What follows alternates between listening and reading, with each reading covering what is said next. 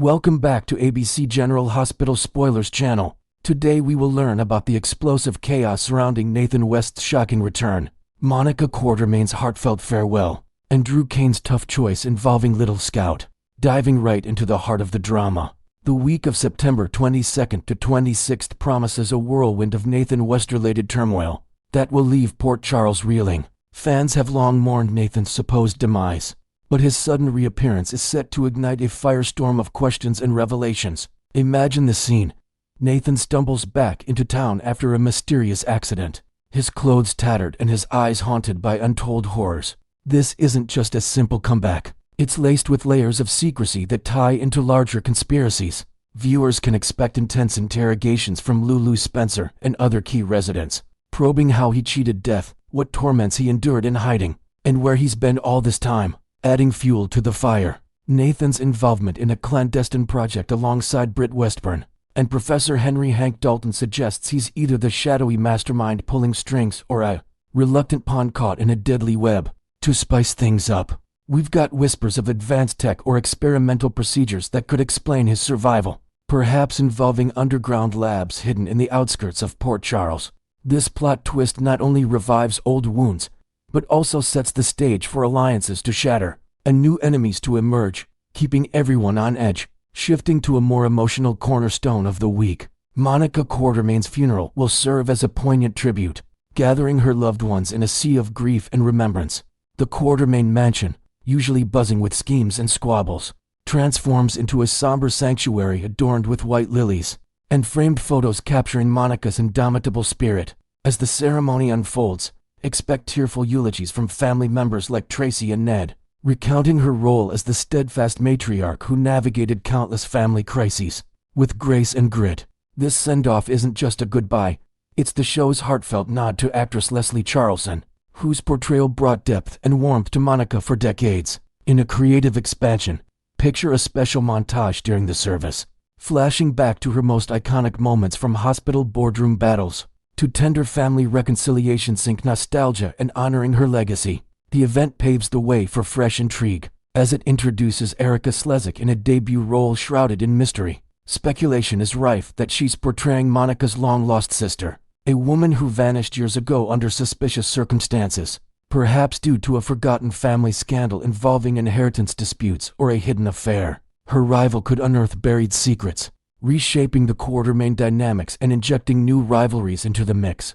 Amid this wave of sorrow, Drew Kane finds himself at a crossroads with a critical decision about his daughter Scout Quartermain. With Monica's funeral looming, Drew must weigh whether to bend the rules and let Scout attend, despite restrictions on her interactions, with certain band family members possibly alluding to ongoing custody tensions or protective orders stemming from past threats. This choice isn't black and white. It delves into Drew's internal struggle as a father, balancing Scout's need to mourn her grandmother against potential risks. Envision Drew pacing in his office, poring over legal documents and reminiscing about Monica's influence on Scout's life, like the bedtime stories she shared or the wisdom she imparted during family gatherings. To add depth, perhaps Drew consults with Sam McCall for advice, leading to a tense conversation that highlights their co-parenting challenges. Ultimately, this dilemma underscores themes of family bonds and forgiveness, potentially leading to a touching scene where Scout places a small drawing on Monica's casket, symbolizing innocence amid loss. On a lighter, more romantic note, young love blossoms as Emma Scorpio Drake and Giovanni Joe Palmieri take their budding connection to the next level, after Joe steps up in a major way, made by helping Emma with a school project gone awry, or defending her in a social mishap. The pair gets caught up in the magic of the moment.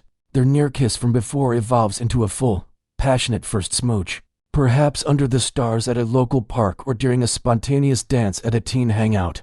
This development adds a sweet counterpoint to the week's heavier plots, exploring the thrill of first romance with all its awkwardness and excitement. Inventing a new layer, imagine Emma confiding in her grandmother Robin about her feelings, drawing parallels to Robin's own youthful adventures, which could inspire Emma to embrace the spark without fear.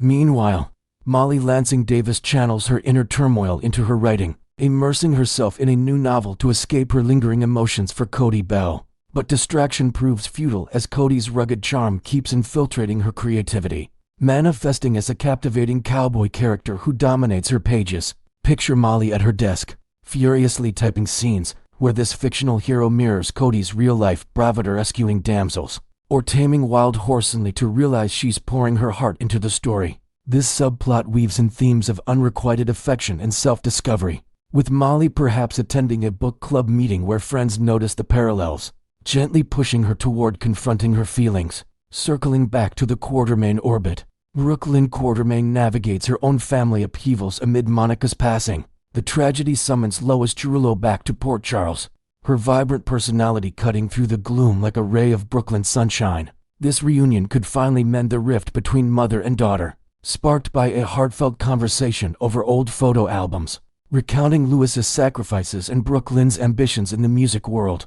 To expand creatively, envision Lois arriving with a surprise gift of vintage guitar symbolizing their shared passion, leading to an emotional reconciliation that strengthens the family's resolve. As for young Rocco Falconeri, his curiosity about Britt Westburn reaches a boiling point, driving him to seek answers despite his parents' reservations. Rocco, grappling with family history, might sneak peeks at old letters or photos, piecing together Britt's complex past as a doctor with a checkered reputation. This quest could culminate in a clandestine meeting, defying Lulu and Dandy's protective instincts, and uncovering truths about lineage or hidden connections that alter his worldview. Romance heats up elsewhere with Jocelyn Jacks and S.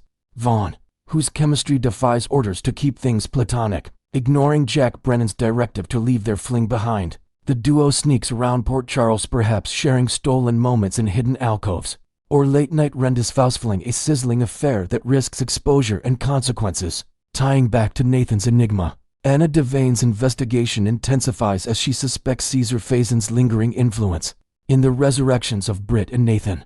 Delving into this dark puzzle, Anna faces grave perils, from shadowy pursuers to encrypted files revealing Faison's twisted experiments. This arc builds suspense, promising stunning revelations that could topple empires in Port Charles.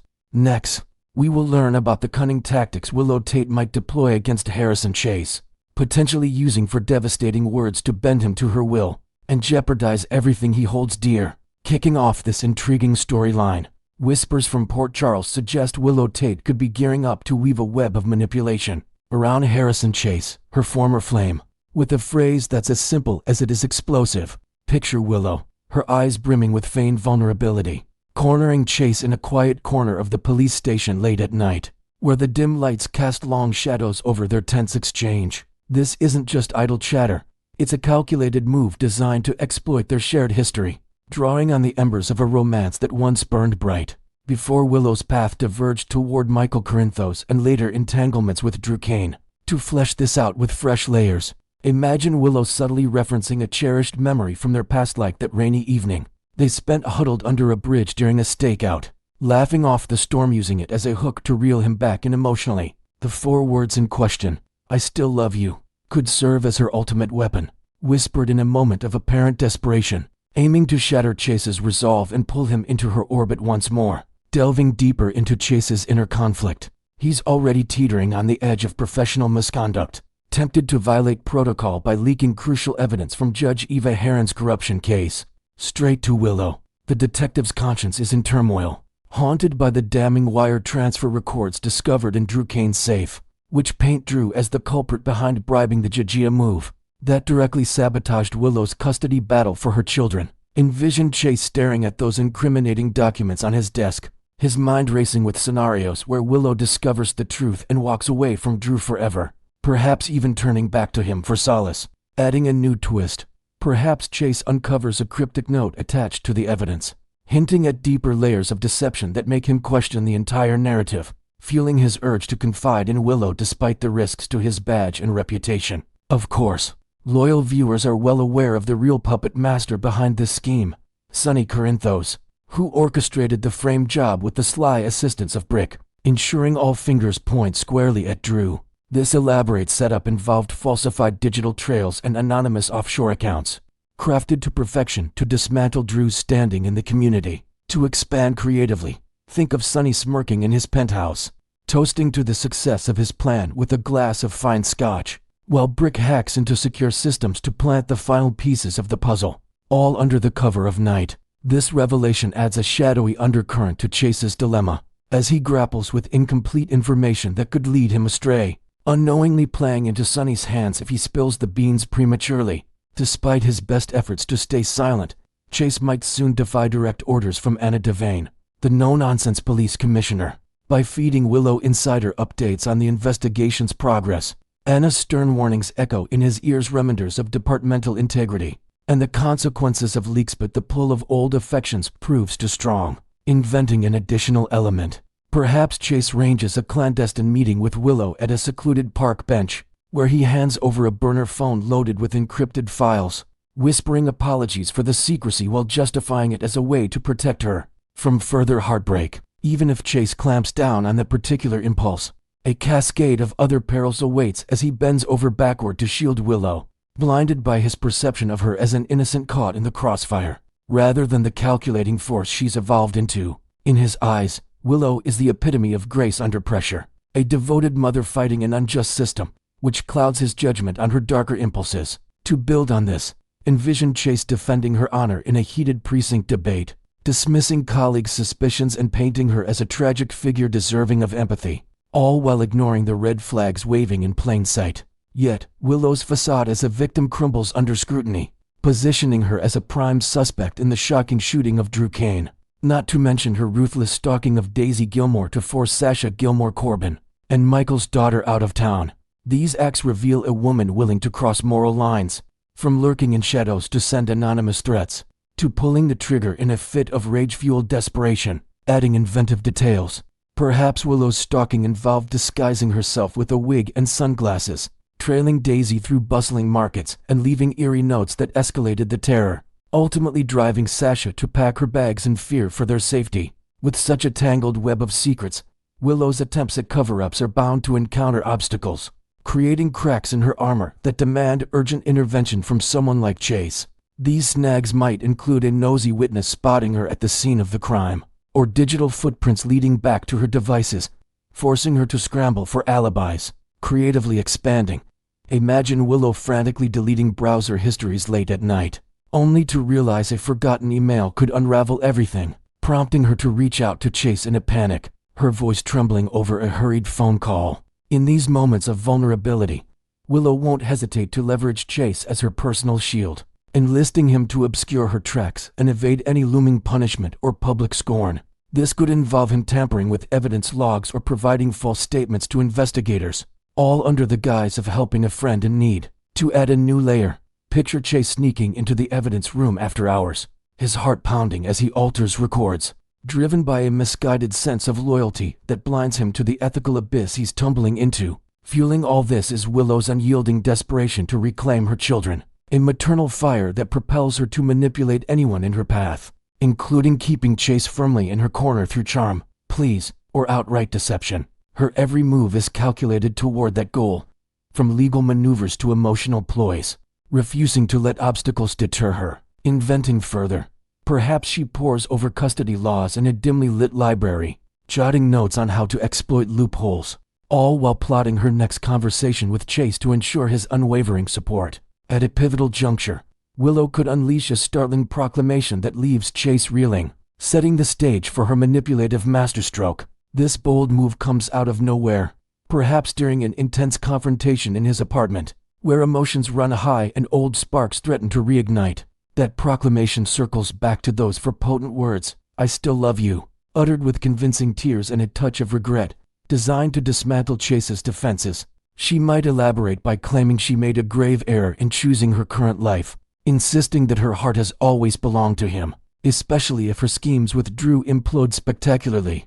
Willow could push this narrative further, portraying herself as someone who's seen the light and realizes Chase was her true match all along, particularly as a fallback if her primary plans crumble. This tactic preys on his vulnerabilities, painting a picture of a reunited future free from past mistakes. Chase, ever the chivalrous type who thrives on rescuing those in distress, might find himself ensnared, willing to gamble his thriving career and his stable marriage to Brooklyn Quartermain in a bid to be her hero. The fallout could be catastrophic, from departmental inquiries to heated arguments at home, as he prioritizes Willow's pleas over his own well-being. Next, we will learn about the explosive turmoil ripping through the Oberst-Westburn family, sparked by Britt Westburn's shocking return from her fake death, and the looming resurrection of Nathan West that could either mend broken bonds or shatter them forever. At the center of this family storm stands the Oberst-Westburn clan, now fractured beyond recognition as Britt Westburn's dramatic reemergence from what everyone believed was her tragic end at the hands of the Hook Killer has left her mother, Liesel Obrecht, drowning in a torrent of betrayal and raw heartache. Liesel, who poured out her soul in endless nights of mourning, feels utterly deceived, convinced that Britt deliberately allowed her to suffer through the agony of loss, when it was all an elaborate charade. This revelation has driven Liesel to erect an impenetrable wall, vowing to cut off all ties with her daughter, her voice trembling with fury during heated confrontations, where she accuses Britt of twisting the knife deeper into her already wounded heart.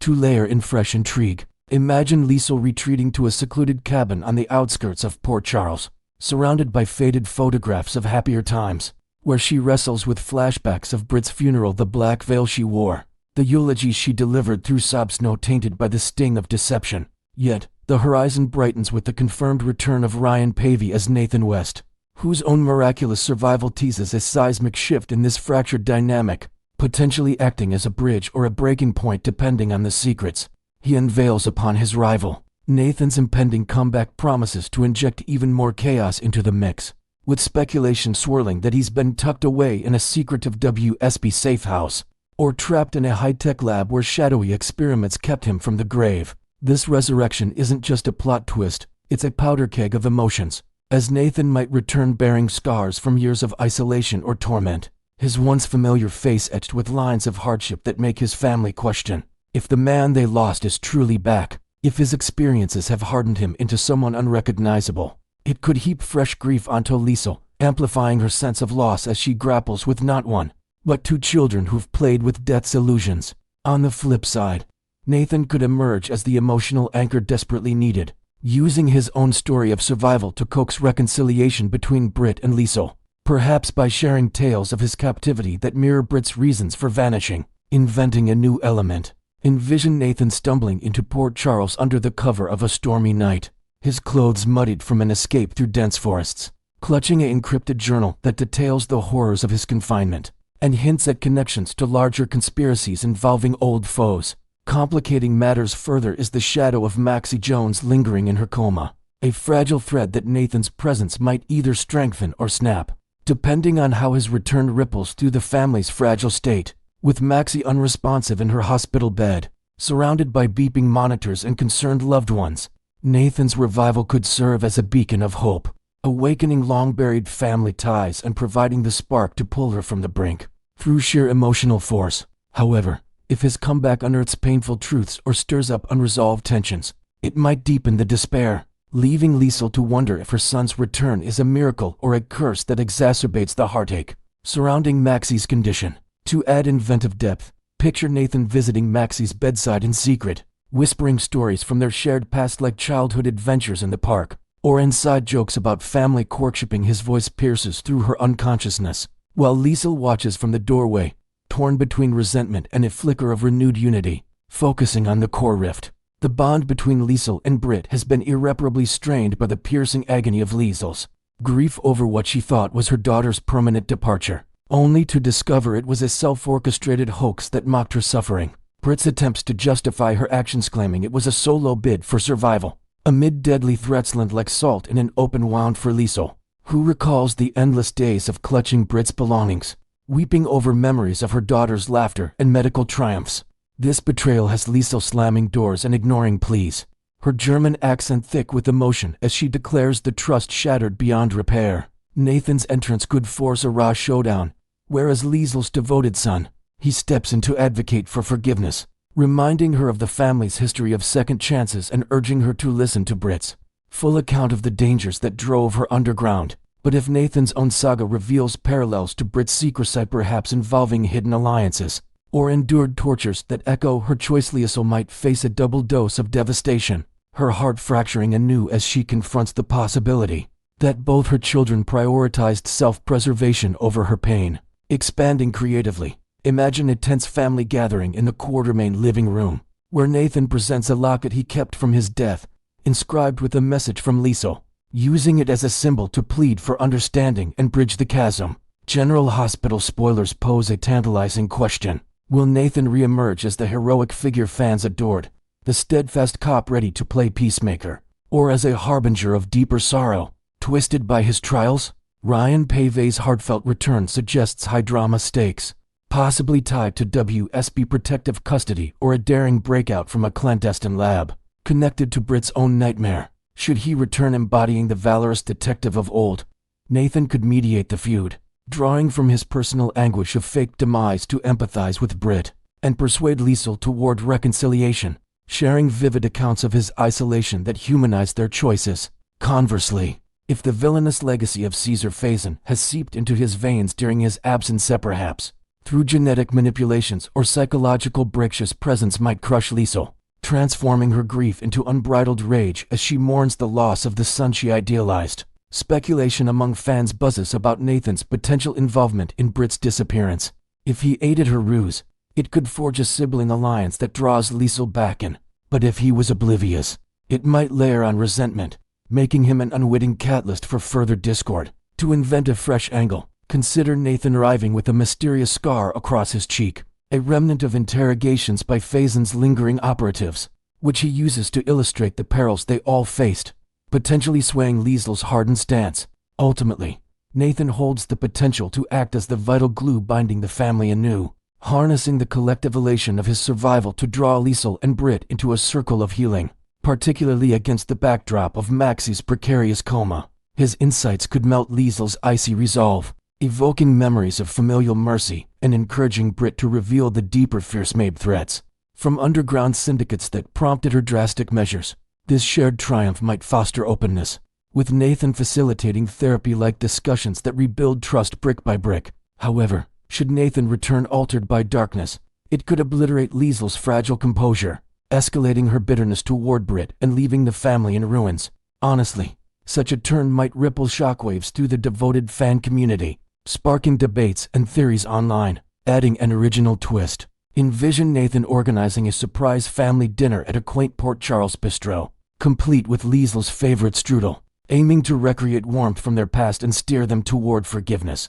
Amid candlelit confessions, tying into broader Port Charles entanglements, the involvement of Dante Falconeri and Lulu Spencer adds another dimension, as Nathan's revival might soothe lingering scars from his death or ignite fresh conflicts within their extended circle. Dante, his former partner in law enforcement, could find solace in reuniting with his brother-in-law, potentially collaborating on unresolved cases, while Lulu grapples with mixed emotions tied to their shared history. This web could either knit old wounds closed through supportive alliances, or unravel new threads of drama, depending on how Nathan's changed persona influences their relationships. Creatively expanding, picture a heartfelt reunion at the police station, where Dante claps Nathan on the back, reminiscing about stakeouts gone wrong, only for tensions to rise if Nathan's secrets implicate others in hidden dangers.